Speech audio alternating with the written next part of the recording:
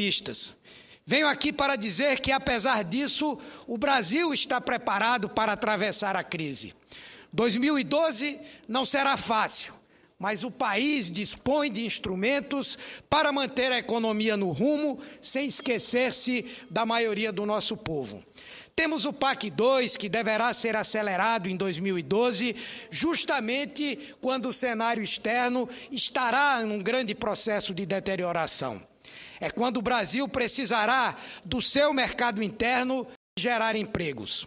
A presidenta Dilma Rousseff acertou a estratégia de colocar o PAC 2 cumprindo um papel anticíclico. Isso vai permitir ao país manter as condições de sustentar-se no cenário internacional, numa situação muito diferente da União Europeia e dos Estados Unidos.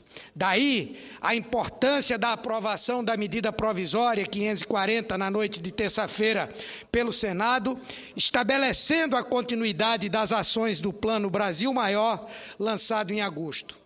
Apesar dos ataques da oposição, principalmente por conta dos excessos no texto, a MP é importante.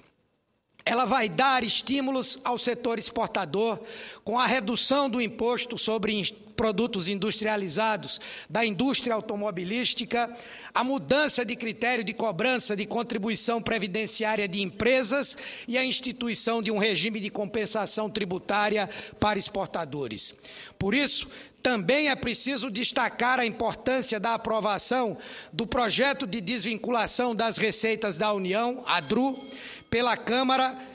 A proposta chega agora para apreciação aqui no Senado.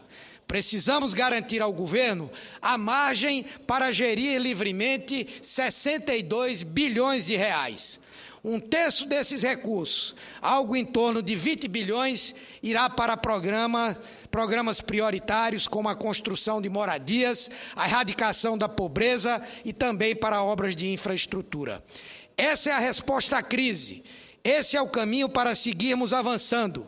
No Brasil, é a política que define o futuro. E o futuro, senhoras e senhores senadores, apesar das nuvens cinzas, é promissor para todos nós brasileiros. Muito obrigado, senhora presidenta, pela tolerância.